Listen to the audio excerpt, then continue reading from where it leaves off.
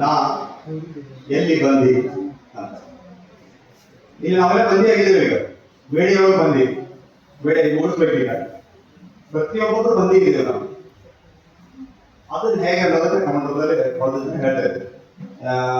ಈಗ ಇಷ್ಟೆಲ್ಲ ಬೇರೆ ಬೇರೆ ಬೆಳಗ್ಗೆ ಓದಿದ್ವಿ ನಾವು ಕನ್ನಡಗಳನ್ನ. ಒಂದೊಂದು ರೀತಿಯಲ್ಲಿ ನಾವು ಬಂದಿ ಆಗಿದ್ದೇವೆ. ಶಿಕ್ಷಣದಲ್ಲಿ, ಕೃಷಿಯಲ್ಲಿ, ಅದು ಏನಾದ್ರು ಭಾವ ಇಲ್ಲಿ ಬರ್ತದೆ. ನಾ ನಾನಂದ್ರೆ ಏನು ಗೊತ್ತಾಗ್ತದೆ, ಭಾವ ಅಂತಲ್ಲ ಇದು ಅಂತ ಹೇಳ್ತೀವಿ. ನಾ ಎಲ್ಲಿ ಬಂದಿ, ಭಾಷೆ ವ್ಯಾಕರಣದಲ್ಲಿ ಬಂದಿ, ಸಂಗೀತ ಲಯ, ಶ್ರುತಿ, ಸ್ವರ, ರಾಗ, ತಾಳದಲ್ಲಿ ಬಂದಿ, ವಿಜ್ಞಾನ ಕಾರಣ ಪರಿಣಾಮದಲ್ಲಿ ಬಂದಿ, ಕಾಸ್ ಅಂಡ್ ಎಫೆಕ್ಟ್ ಅಂತ ಹೇಳ್ತೇವಲ್ಲ, ವಿಜ್ಞಾನ ಕಾರಣ ಪರಿಣಾಮದಲ್ಲಿ ಬಂದಿ, ಶಿಕ್ಷಣ ಸಾಕಷ್ಟು ಜನ ಶಿಕ್ಷಣದಲ್ಲಿ ನಾವೆಲ್ಲ.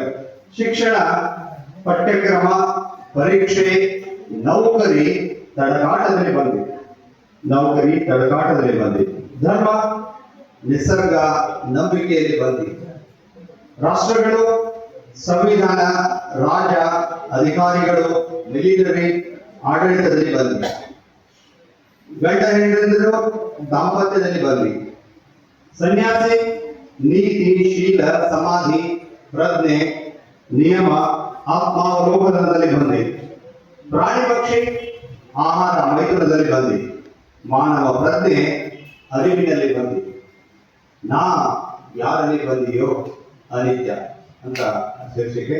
ಅದ್ರ ಜೊತೆಗೆ ಸಂದು ಏನಪ್ಪಾ ಅಂದ್ರೆ ಈ ವಚನದ ನಿರ್ವಚನ ಅಂತ ಕಳಿಸಿದ್ದೆ ಅವರಿಗೆ. ಸಂದ ಎರಡನೇ ಲೈನ್, ಯಾಕಂದ್ರೆ 34 ಲೈನ್ ನಮ್ಮ ಲಿಮಿಟ್ ದಾಟಿ ನೋಡಿ ನಾನು ಅಬ್ಸರ್ವ್ ಮಾಡ್ತಾ ಇದ್ದೆ. ಆಗ್ತಾವೆ ಹೆಚ್ಚು ಕಡಿಮೆ, ಗೆರಿಗೆ ಅವ್ರು ಯಾರು ಆಗಂಗಿಲ್ಲ, ಅದೇ ನಮ್ಮ ಸಹ ಮಾಡಿದೆ. ವಚನದ ನಿರ್ವಚನ, ಶರಣರ ರೂಪದಲ್ಲಿ ಮಾಡಿದೆನೆಂದೊಡೆ ಕಾಡಿತ್ತು ಶಿವನ ಡಂಗುರ ಅಂದು. ಶರಣರ ರೂಪದಲ್ಲಿ ಮಾಡಿದೆನೆಂದೊಡೆ ಕಾಡಿತ್ತು ಶಿವನ ಡಂಗುರ ಅಂದು. ಆದರೆ ಕಣ್ಣಿಗೆ ಕಾಣದ ಬೇರಿನಂತೆ ಮಾಡಿದ್ದನ್ನು ಸಾಧಿಸಿದ್ದನ್ನು ವಿವಿಧ ಮಾಧ್ಯಮಗಳಲ್ಲಿ